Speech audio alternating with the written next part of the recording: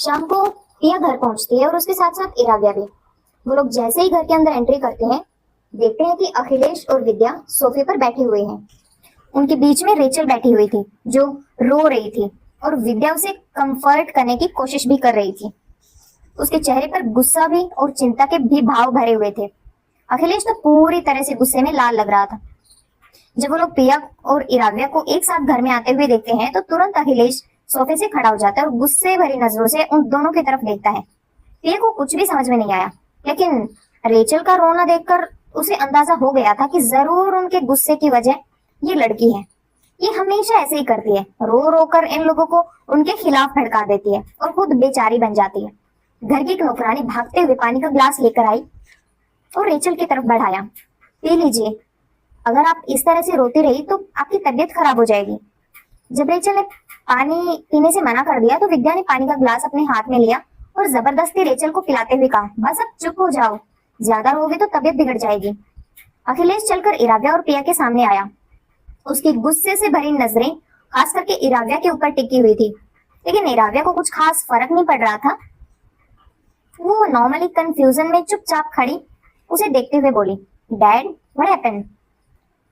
आप मुझे इस तरह से गुस्से भरी नजरों से क्यों देख रहे हैं, जैसे कि मैंने अभी अभी कोई मर्डर कर दिया है? अखिलेश अपनी मुट्ठियों को जोर से कसते हुए बोला, क्या तुमने रेचल के ऊपर ये इल्जाम लगाया कि वह अपने भाई को लेकर अनअप्रोप्रिएट फीलिंग्स रखती है या अपने भाई को गलत नजरों से देखती है? इतना सुनते ही पिया और इराव्या ने एक दूसरे की तरफ देखा। वह दोनों समझ गए थे कि रेचल ने यहाँ पर क्या खिचड़ी पकाई है। तभी वहां पर अद्वैय भी पहुंच गया। उसे एक जरूरी मीटिंग के लिए निकलना था, लेकिन उससे पहले वह थोड़ा रेस्ट करना चाहता था और फिर शावर लेकर कपड़े चेंज करके रात को एक मीटिंग के लिए निकलना था। लेकिन जब वह अंदर आता है तो अपने पिता की बात सुनता है, जिसे सुनकर उसके एक्सप्रेशंस ठंडे हो जाते हैं। डैड, ये आप क्या बातें कर रहे हैं? अखिलेश गुस्से में अद्वैय की तरफ देखते हुए बोला, तुम्हारी बीवी तुम्हारी बहन पर इतने गंदे इल्जाम लगा रही है और तुम उसे डांटने की बजाय अपने डैड से सवाल पूछ रहे हो कि मैं कैसी बातें कर रहा हूँ? आदि, तुम कैसे भाई हो? अपनी बहन के बारे में तुम इस तरह की बातें आखिर सुन भी कैसे सकते हो? तभी रेचल तुरंत खड़ी होकर अखिलेश के पास आती है और उसकी बाजू को पकड़कर बहुत ही नरम और बेचारी आवाज में कहती है, डैड आप प्लीज शांत हो जाइए, अगर आप इस तरह से गुस्सा करेंगे तो आपका बीपी बढ़ जाएगा। इस बार इराव्या ने थोड़ी तीखी आवाज में कहा, अगर इतनी ही उनके ब्लड प्रेशर की तुम्हें चिंता थी तो तुम्हें ये टॉपिक उठाना ही नहीं चाहिए था ना। रेचल ने रोते हुए अपने सर को नीचे झुका लिया। फिर इराव्या की तीखी बातें सुनकर अब विद्या का गुस्सा भी हद पार कर रहा था। वह तुरंत चलकर इराव्या के सामने आई और गुस्से में उबलते हुए बोली, तुम्हारी इतनी हिम्मत? यह बोलकर उसने अपना हाथ उठाया इराव्या को थप्पड़ मारने के लिए, लेकिन इससे पहले कि उसका हाथ इराव्या के गाल पर पहुंच पाता, इराव्या ने विद्या का हाथ हवा में ही पकड़ लिया। यह देखकर सब लोग हैरान थे, लेकिन अद्वैय के एक्सप्रेशंस थोड़े ठंडे हो गए और वो चुपचाप खड़ा रहा। इराव्या ने मुस्कुराकर कहा, मॉम इतना हाइपर होने से पहले एक बार पूरी बात तो सुन लीजिए। विद्या ने अपने हाथ को झटक कर पीछे करते हुए कहा, मुझे तुम्हारी कोई बात नहीं सुननी। फिर उसने अद्वैय की तरफ देखा और कहा, तुम इस मुसीबत को अभी के अभी इस घर से ले जा रहे हो, मैं इसे एक और पल अपनी आंखों के सामने बर्दाश्त नहीं कर सकती। ये जब से हमारी जिंदगी में आई है इसने सिवाय मुसीबत खड़ी करने के और कुछ नहीं किया, और अब तो हद ही पार हो गई। ये इतना गिर सकती है, मैं कभी सोच भी नहीं सकती थी। यह रेचल पर इल्जाम कैसे लगा सकती है कि वह तुम्हें गलत नजरों से देखती है? आदि तुम भाई हो उसके, वो तुम्हारी छोटी बहन है। रेचल ने तुरंत विद्या को शांत करते हुए कहा, मॉम प्लीज आप रिलैक्स हो जाइए, आदि भैया की इसमें कोई गलती नहीं है, प्लीज उन्हें कुछ मत बोलिए, ये सब कुछ मेरी वजह से हुआ है। मैं चाहे कितनी भी कोशिश कर लूं, पर रहूंगी तो मैं पराई इस घर का हिस्सा कभी नहीं बन सकती। यह बोलकर रेचल अपने मुंह पर हाथ रख लेती है और फूट फूट कर रोने लगती है। उसकी एक्टिंग देखकर तो पिया और इराव्या मन ही मन अमेज हो रहे थे। नो डाउट हमेशा से इस लड़के ने सबको अपने मगरमच्छ के आंसू से बेवकूफ बनाया हुआ है। इसकी एक्टिंग वाकई में अवार्ड विनिंग है। तभी वहां पर जारा और कैलाशी भी पहुंच जाते हैं। क्या हो रहा है यहाँ पर? यह किस तरह का शोर शराबा मचा के रखा है तुम लोगों ने घर में? कैलाशी देवी ने हॉल में खड़े होकर सब लोगों की तरफ देखते हुए पूछा। आज उसका हॉस्पिटल में चेकअप था और जारा उसके साथ गई थी, तो जारा उसके बगल में खड़ी कंफ्यूजन में सब कुछ देख रही थी कि आखिर हो क्या रहा है। विद्या तुरंत कैलाशी देवी के पास आई और बोली, और क्या होगा मॉम, आप जानती हैं इस घर में सिर्फ एक ही मुसीबत है जिसकी वजह से इस घर की शांति भंग हो चुकी है। जब से वो इस घर में आई है सुकून का एक सांस भी नहीं लिया है, और आज तो हद ही हो गई। आज इराव्या ने जो किया वो माफी के बिल्कुल भी लायक नहीं है। इराव्या को इस चीज के लिए सजा मिलनी ही चाहिए। जारा और कैलाशी देवी इराव्या की तरफ देखते हैं। अखिलेश कैलाशी देवी की तरफ देखकर बोला, मॉम, विद्या बिल्कुल सही कह रही है। इस बार इराव्या ने हद पार कर दी है। हम आज तक उसकी बचकानी हरकतों को बर्दाश्त करते आए, लेकिन अब वो लिमिट क्रॉस कर रही है। कैलाशी ने अनोइंग नजरों से इराव्या को देखा और फिर उन सब से कहा, आखिर हुआ क्या है, क्या कोई मुझे बताएगा? अखिलेश बोलने ही वाला था कि तभी रेचल तुरंत बोली, कुछ नहीं हुआ ग्रैंड मॉम, बस इराव्या ने थोड़ी सी बहस हो गई और कोई बात नहीं है। आपकी तबीयत खराब हो जाएगी, आप इन सब में मत पड़िए। आप अभी भी हॉस्पिटल से आई हैं, मैं बिल्कुल ठीक हूँ। मुझे कोई फर्क नहीं पड़ता कि इराव्या मेरे बारे में क्या गलत सोचती है। मेरे लिए वे मेरी सिस्टर इन लॉ है और मेरी फैमिली है। ये बोलकर रेचल चुप हो जाती है। उसकी समझदारी भरी बात सुनकर अखिलेश और विद्या का दिल तो तुरंत ही पिघल जाता है। विद्या तुरंत रेचल के कंधे पर हाथ रखकर बोली, तुम बहुत अच्छी हो, सबका कितना ख्याल रखती हो रेचल। तुम्हारी ग्रैंडमा की तबीयत खराब ना हो जाए, इसलिए तुम उन्हें बताना नहीं चाहती कि इस लड़की ने तुम्हारे ऊपर कितना घटिया इल्जाम लगाया, लेकिन मैं तुम्हें इस तरह से सफर नहीं करने दूंगी। रेचल ने बेचारी नजरों से एक पल के लिए विद्या की तरफ देखा और फिर नजर झुकाकर धीमी सी आवाज में कहा, इट्स ओके मॉम, मैं इराव्या से नाराज नहीं हूँ, मुझे बस बुरा लगा जब उसने ये सब कहा। उसने सर झुकाकर अपने होठों को दांतों के नीचे दबा लिया और फिर उसकी आंखों से आंसू टपक गए। उसकी आंखों में आंसू देखकर अखिलेश और विद्या का दिल दर्द करने लगा। वे अपनी बेटी को इस तरह से बिल्कुल भी नहीं देख पा रहे थे। तभी कैलाशी देवी ने कहा, हो क्या रहा है यहाँ पर? क्या कोई मुझे कुछ बताएगा? आखिर हुआ क्या है? क्या किया इराव्या ने इस बार? यह लड़की हमेशा ही मुसीबत खड़ी करती है। अब क्या किया है इसने?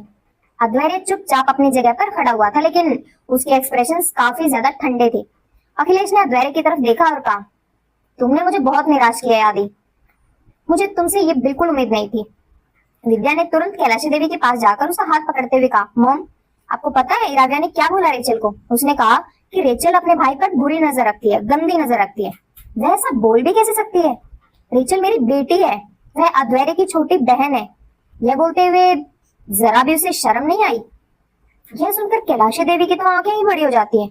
उसने इराव्या की तरफ देखा, वो हैरान थी, काफी ज्यादा हैरान, और अगले ही पल उसके एक्सप्रेशंस में डार्क हो जाते हैं और हाथों की मुट्ठियां जोर से कस गई।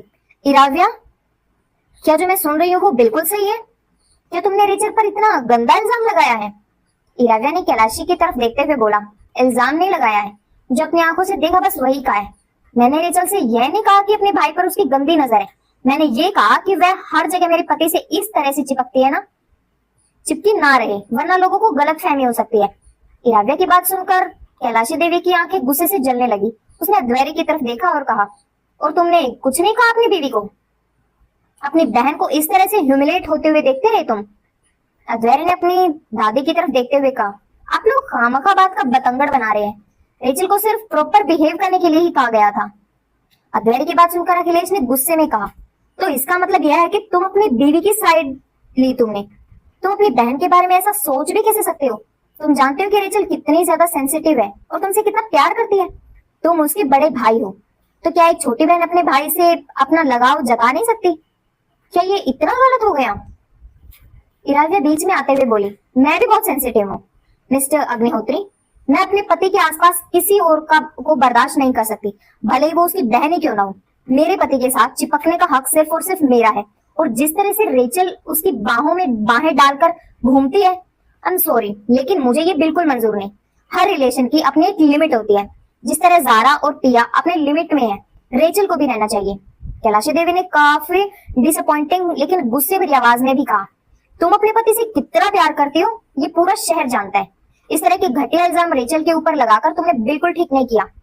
आदि, या तो तुम अपनी बीवी से कहो कि अभी के अभी रेचल से माफी मांगे, या तुम इसे अभी यहाँ से लेकर चले जाओ। कैलाशी देवी की बात सुनकर अद्वैत ने कहा, ऑल राइट, जैसे आपकी मर्जी, मैं अपनी बीवी को यहाँ से ले जाता हूँ। अद्वैत की बात सुनकर सब लोग हैरान हो गए। अद्वैत ने इराव्या का हाथ पकड़ा और वहां से जाने लगी। यह कि तभी अचानक इराव्या रुक गई और उसके साथ अद्वैत भी रुक गया। इराव्या ने मुस्कुराकर अपने हाथ को अलग किया और कहा, मैं क्यों जाऊं यहाँ से? ये मेरा ससुराल है, मेरा घर है। इराव्या ने पलटकर उन सबकी तरफ देखा और बोली, मैं इस घर की बहू हूँ और मुझे इस घर से निकालने का हक किसी को भी नहीं है। जहाँ यहाँ तक कि रेचल से माफी मांगने की बात, तो ठीक है, अगर आप लोगों को लगता है कि मेरी गलती है तो मैं माफी मांग लेती हूँ। इराव्या की बात सुनकर सब लोग हैरान हो गए और कंफ्यूज भी। इराव्या जैसी लड़की कभी किसी के सामने झुकने वाली नहीं थी और रेचल से माफी मांगेगी, किसी को यकीन ही नहीं हो रहा था। लेकिन ऐसा हुआ। इराव्या चलकर रेचल के सामने आई और उसे देखने लगी। इराव्या को देखकर अंदर ही अंदर रेचल के एक्सप्रेशंस डार्क हो गए, लेकिन बाहर से वह बेचारा सा चेहरा बनाए रखती है। रेचल की आंखों में शैतानी और चालबाजी साफ साफ दिखाई दे रही थी। इराव्या ने कहा, सॉरी रेचल, अगर तुम्हें बुरा लगा हो तो।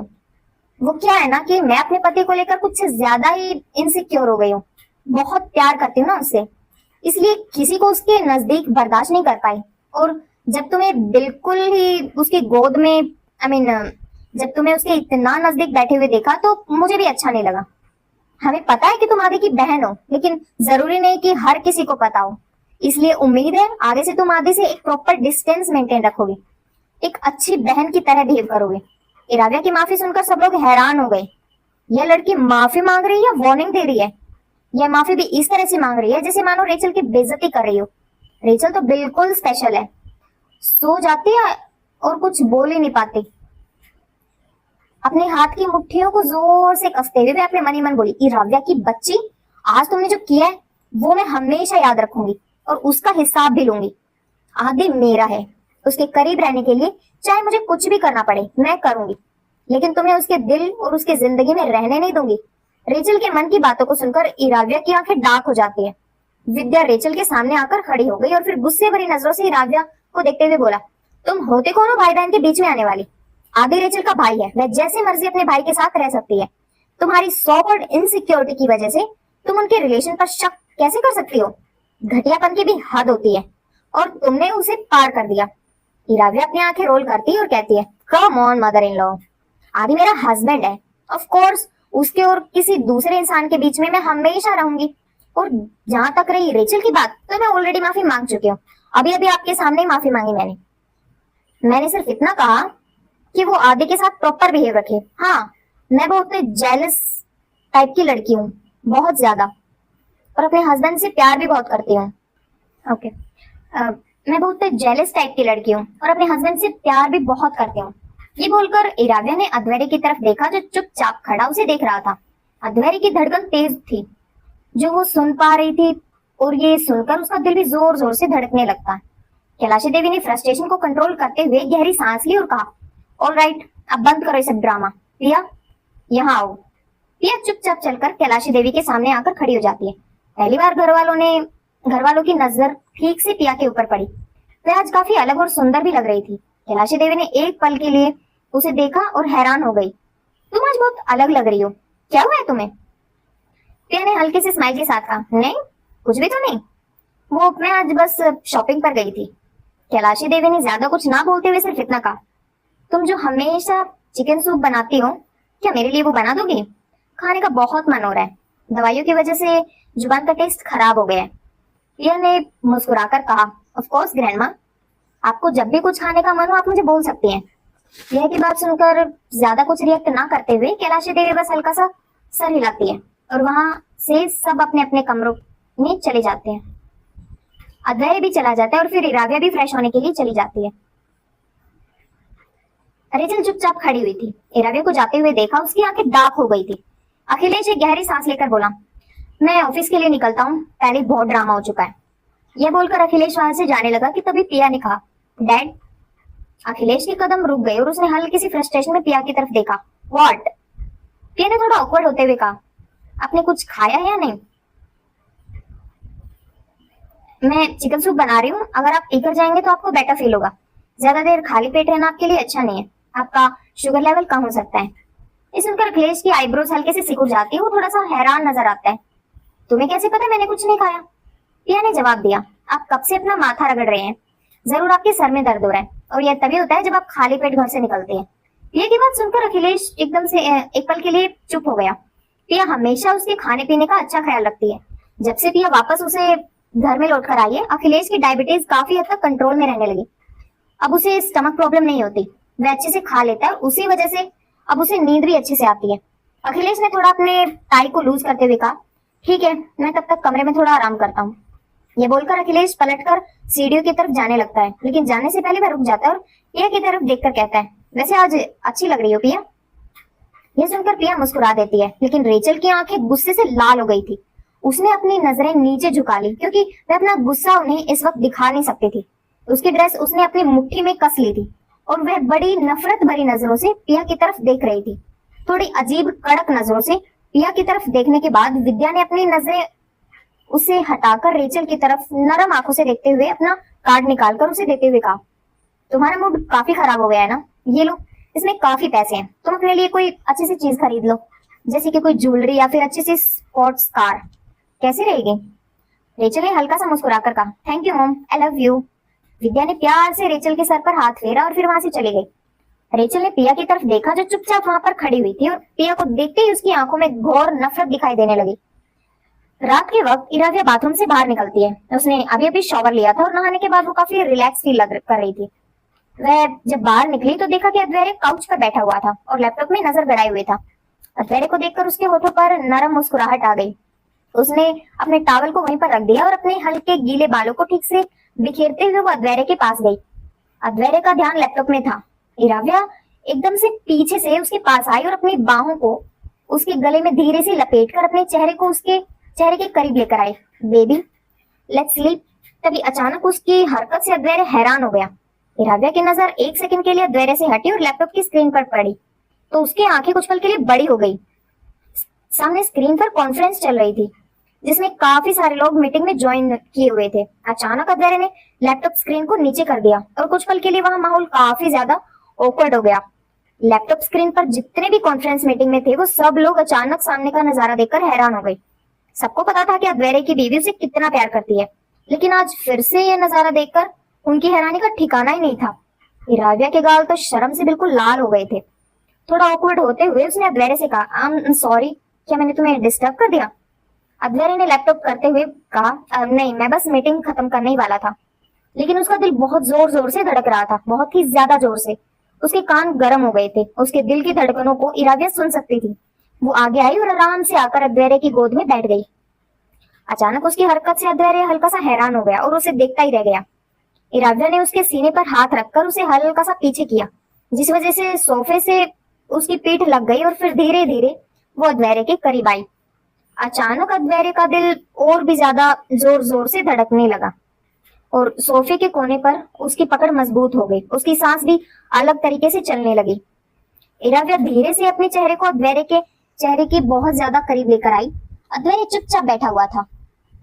इराविया अद्वैरे के हाथ को पकड़कर अपनी कमर पर रख देती है और फिर अपने चेहरे को अद्वैरे के गर्दन पर ले जाती है। अद्वैरे अपना सिलाइवा जोर से गटक लेता है और हिम्मत करके इराविया से कहता है, ये तुम क्या कर रही हो। इराविया ने अपने निचले होठ को दांतों के नीचे दबाया। अद्वैरे के कंधों पर उसके हाथ थे और उसके होठ बिल्कुल उसके कान के पीछे वाली जगह पर। उसकी सांस जब अद्वैरे के गर्दन के ऊपर लगी तो उसकी बॉडी में एक जबरदस्त सेंसेशन पैदा हो गई।